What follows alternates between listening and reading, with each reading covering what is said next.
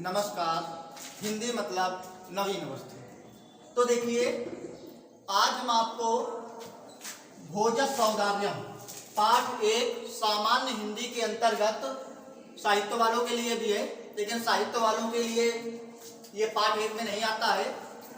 सामान्य हिंदी वालों के लिए ये पाठ एक का है। संस्कृत दिग्दर्शिका संस्कृत खंड का कक्षा 12 भोजस सौंदर्यम। भोजस सौंदर्यम का तात्पर्य होता है भोजस, भोज की, औदार्य माने उदारता। तो भोज की उदारता, राजा भोज थे, वो बहुत ही ज्यादा उदार प्रवृत्ति के थे। उन्हीं की उदारता का वर्णन किया गया है, अर्थात दानी किस्म के व्यक्ति थे। तो किस प्रकार से उदारता का वर्णन किया गया है, आइए चलिए हम लोग देखते हैं। ततः कदाचित द्वारपाल आगत महाराजम भोजम प्राह। ततः माने इसके पश्चात, ततः माने इसके पश्चात, कदाचित माने किसी, कदाचित माने किसी, द्वारपालम माने द्वारपाल ने, आगत माने आकर, महाराजम माने महाराज, भोजम माने भोज को, भोजम माने भोज को, प्राह माने कहा। तो इसके पश्चात किसी द्वारपाल ने आकर, किसी द्वारपाल ने आकर महाराज भोज को कहा। क्या? देव, देवता। अब देखिए इन्वर्टेड कामा में लिखा है, हम बात कोई कह रहे हैं ना, तो ये इन्वर्टेड कामा में लिखा है देवता। देवता शब्द का प्रयोग किसके लिए किया गया? तो महाराज भोज के लिए किया गया, क्योंकि वो राजा थे। अब जब राजा थे तो देव या महाराज, तो द्वारपाल ने क्या कहा? देव, देवता। कौपीन अवशेषो, कौपीन धन अवशेषो। कौपीन माने लंगोटी, अवशेषो माने मात्र। तो लंगोटी मात्र पहने हुए, लंगोटी मात्र पहने हुए, विद्वान माने विद्वान, द्वारी माने दरवाजे पर, वर्तते माने है, इति माने ऐसा। देवता, देवता लंगोटी मात्र पहने हुए, देवता लंगोटी मात्र पहने हुए, विद्वान दरवाजे पर है, ऐसा। क्लियर हुआ? आगे कहता है राजा, राजा ने क्या कहा? राजा प्रवेशय, प्रवेशय माने होता है अंदर बुलाओ, राजा अंदर बुलाओ, इति माने ऐसा, प्राह माने कहा, राजा अंदर बुलाओ ऐसा कहा। तो आगे क्या होता है? ततः प्रविष्टा सह कवि भोजम अवलोक्यम अद्य में दरिद्र नाशो भविष्यति इति मत्वा तुष्टो हस्त्राश्रोणि मुमोच। समझिएगा, तथा माने इसके पश्चात, प्रविष्टा माने प्रवेश करते हुए, सा माने उस, कवि माने कवि ने, भोजन अवलोक्यम माने होता है भोज को देखकर। तो कहता है इसके पश्चात प्रवेश करते हुए उस कवि ने भोज को देखकर क्या कहा? अद्य माने आज, में माने मेरी, दरिद्र नाशो माने दरिद्रता का नाश, भविष्यति माने हो जाएगा, इति माने ऐसा। ये जब संविच्छेद करेंगे तो हो जाएगा भविष्यति धन इति, भविष्यति इति लिखा है ना, तो भविष्यति धन इति हो जाएगा ऐसा। मत्वा माने मानकर, तुष्टो माने प्रसन्नता के, हस्राम संतुष्ट, तुष्टो माने संतुष्ट, हस्र माने होता है प्रसन्नता के, अश्रूणि माने आंसू, मुमोच माने गिरा देना या छलका देना। तो देखते हैं, इसके पश्चात प्रवेश करते हुए उस कवि ने भोज को देखकर आज मेरी दरिद्रता का नाश हो जाएगा ऐसा मानकर संतुष्ट प्रसन्नता के आंसू छलका दिए या गिरा दिए। तो होता फिर क्या है? राजा माने राजा ने, तम माने उसे, अवलोक माने देखकर, तम धन अवलोक, तमोलोक, उसे देखकर, प्राह माने कहा। क्या कहा? कि कवे, कवि, किम, क्यों, रोदसी, रोते हो, इति ऐसा। तो कहता है राजा ने उसे देखकर कहा, राजा ने उसे देखकर कहा, कवि क्यों रोते हो ऐसा, कवि क्यों रोते हो ऐसा। तो कहता है तथा, इसके पश्चात कवि धन प्राह, तो कविराह हो जाएगा। तो इसके पश्चात कवि ने कहा, राजन माने राजा, आकर्ण माने सुनो, मद माने मेरे, गृह स्थितम माने घर की स्थिति। तो राजन मेरे घर की स्थिति सुनो। क्या है?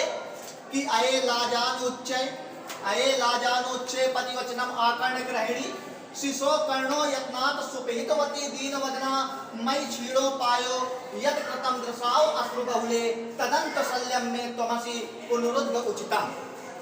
कहता है अये माने अरे, लाजान माने होता है खीलों को, खील जो दीपावली में जिसकी पूजा की जाती है वो खील। उच्च माने तेज, पथि माने रास्ते में, वचनम माने वाणी को, आकर्ण माने सुनकर, गृहिणी माने पत्नी। ठीक है, दो लाइनों का अर्थ एक साथ चलेगा। कैसे? शिशु माने शिशुओं के या बालकों के, कर्णों माने कानों को, यत्नात् माने अच्छी तरह या यत्न पूर्वक, सुपहितवती माने होता है बंद कर दिया, दीन वदना माने होता है दुखी मुख वाली। और दुखी मुख वाली कौन है? पत्नी। तो ये दुखी मुख वाली पत्नी एक साथ ले आएंगे तो कहता है अरे, समझिएगा, अरे खीलों को ले लो, अरे खीलों को ले लो, रास्ते में तेज वाणी को सुनकर। समझिएगा बात को, अरे खीलों को ले लो, रास्ते में तेज वाणी को सुनकर दुखी मुख वाली पत्नी ने, दुखी मुख वाली पत्नी कौन है? मेरी दुखी मुख वाली, मेरी नहीं, कवि की। तो मेरी दुखी मुख वाली पत्नी ने बालकों के कानों को अच्छी तरह से बंद कर दिया। ठीक है, किसकी पत्नी है? कवि की है जो आया है। मैं क्यों बोल रहा हूं? क्योंकि मैं पढ़ा रहा हूं। तो ये आप लोग मत सोचिएगा कि वो पत्नी मेरी है, मेरी यदि नहीं है। ठीक है, तो कहता है अरे खीलों को ले लो, अरे खीलों को ले लो, रास्ते में तेज वाणी को सुनकर दुखी मुख वाली पत्नी ने बालकों के कानों को अच्छी तरह से बंद कर दिया।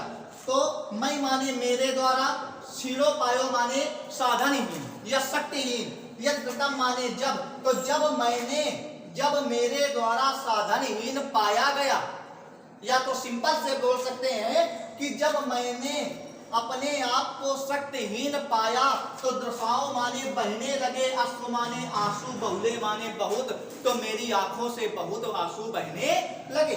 तो मेरे द्वारा शक्तिहीन पाए जाने पर, मेरे द्वारा शक्तिहीन पाए जाने पर आंखों से आंसू बहने लगे।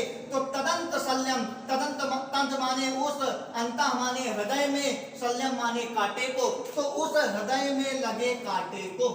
इसका मतलब क्या होता है? उस हृदय में लगे हुए कांटे को, तुमसि माने आप ही, तुमसि माने तुम ही।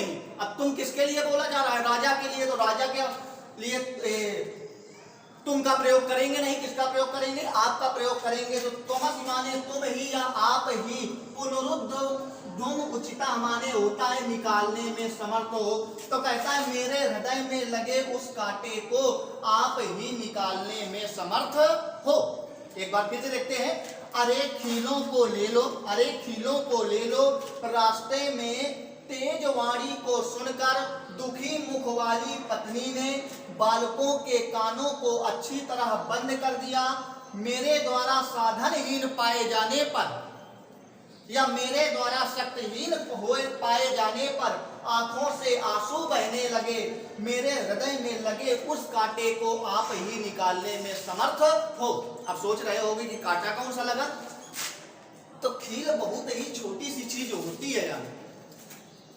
साधनहीन शक्तिहीन क्या?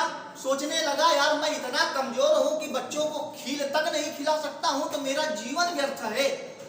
पत्नी ने बच्चों के कानों को इसलिए जाकर के बंद कर दिया कि कहीं ऐसा ना हो कि ये आवाज सुन ले और कहने लगे कि खील ले लो, हम खील खाएंगे। और इतनी क्षमता नहीं थी उस घर में कि वो खील खिला सके, यही रीजन है। अब आगे कहता है राजा शिव शिव, हम नहीं बोलते थे राम राम, गरीबी सुनी तो उन्होंने शिव भक्त थे, कहते हैं राजा राजा शिव शिव शिव शिव इति ऐसा उदीरियन माने कहते हुए, प्रत्यक्षरम माने प्रत्येक अक्षर पर, प्रत्येक अक्षर में, लक्षम माने 1,00,000 रुपए, दत्वा माने देकर, प्राह माने कहा। तो कहता है राजा शिव शिव ऐसा कहते हुए प्रत्येक अक्षर पर 1,00,000 रुपए देकर कहा। क्या कहा? त्वरितम माने तुरंत ही, गच्छ माने जाओ, गेहम माने घर, तुरंत ही घर जाओ। त्वद माने तुम्हारी, गृहिणी माने पत्नी, खिन्ना माने दुखी, वर्तते माने है। तुरंत ही घर जाओ तुम्हारी पत्नी दुखी है। तुरंत ही घर जाओ तुम्हारी पत्नी दुखी है। अन्यथा माने दूसरे दिन, भोजा माने भोज, तो दूसरे दिन भोज, शिव सन्निधो, शिव धन सन्निधो, शिव माने शिव, सन्निधो माने समीप,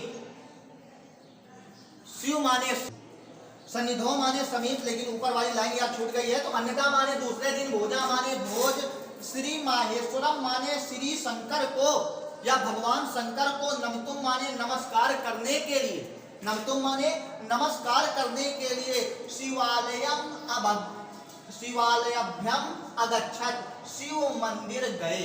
तो कहता है दूसरे दिन भोज भगवान शंकर को नमस्कार करने के लिए शिव मंदिर गए। तो होता क्या है, तदा माने तब, कोपि माने कोई, ब्राह्मणा माने ब्राह्मण, तो तब कोई ब्राह्मण, तब कोई ब्राह्मण, राजा न माने राजा को, शिव सन्निधो, शिव के समीप आकर, शिव सन्निधो का मतलब क्या होगा, शिव के समीप आकर, प्रा माने कहा। तो कहता है तब किसी ब्राह्मण ने, तब किसी ब्राह्मण ने राजा को शिव के समीप आकर कहा, देव माने देवता। तो कहने का तात्पर्य ये है कि वहां पर भगवान शंकर को नमस्कार करने के लिए गए हैं राजा भोज। तो इस समय ब्राह्मण आया है, तो ब्राह्मण राजा के पास आया है, तो इस समय पास में कौन है, तो भगवान शंकर भी है साथ में।